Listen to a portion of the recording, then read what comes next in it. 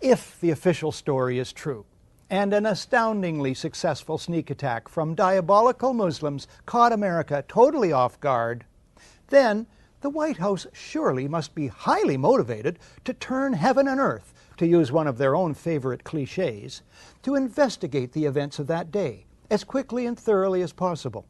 The White House must rush to appoint a respected chairman and commissioners, give them the widest powers to call witnesses, spare no expense.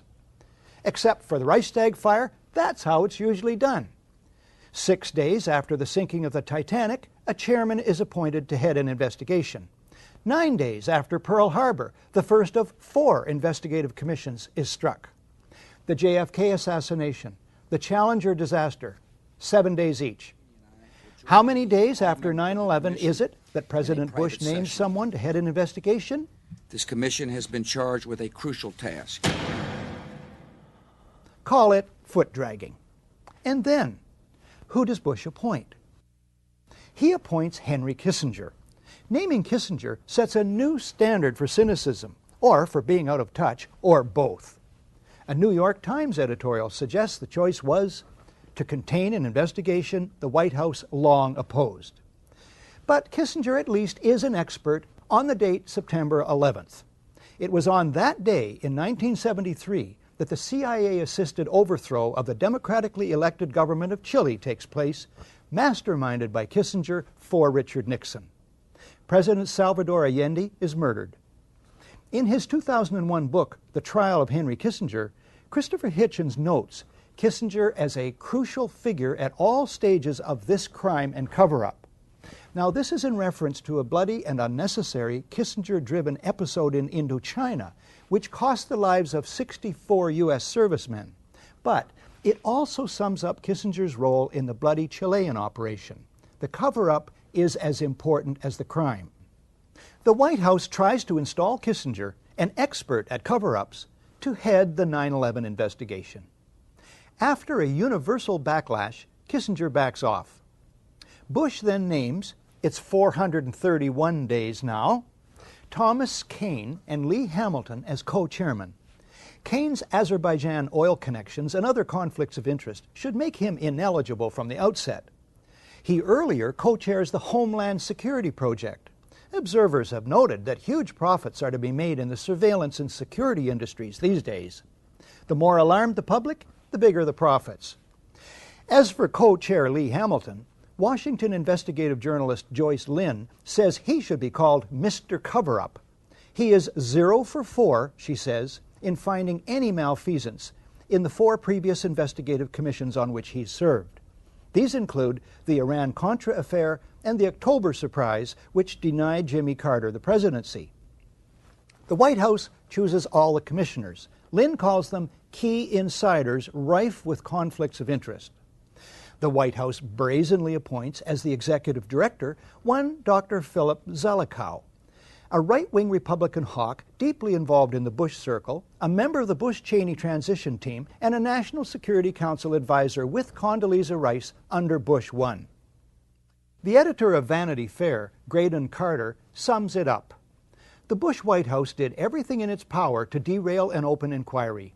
Then, when faced with its inevitability, the President and his aides sought to limit its scope, its access, and its funding. The Commission's full title is the National Commission on Terrorist Attacks upon the United States. Reflecting extreme laziness in research and wording, the mainstream media keep referring to it as the Independent 9/11 Commission.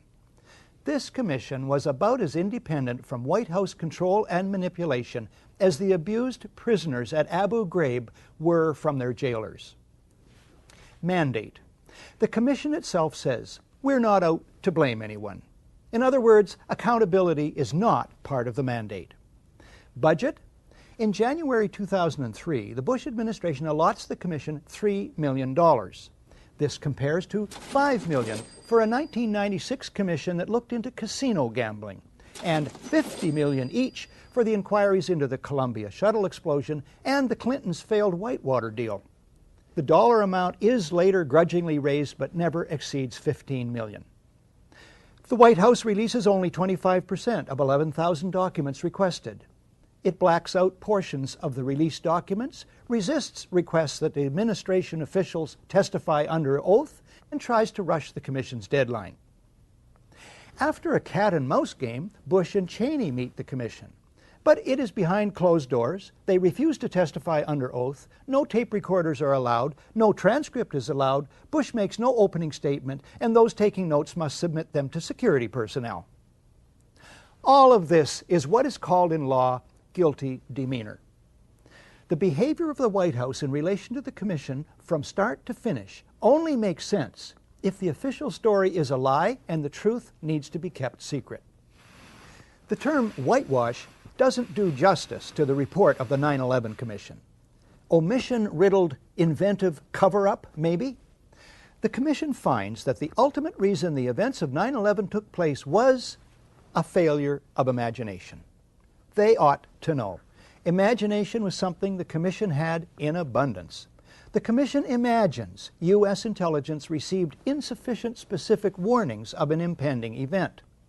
Even though CIA head George Tenet says in an unguarded moment that the system was blinking red, the Commission imagines there's nothing to go with.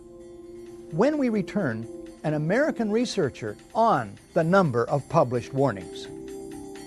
A community rates low on an information scale when the press, radio, and other channels of communication are controlled by only a few people. And if books and newspapers and the radio are efficiently controlled, the people will read and accept exactly what the few in control want them to.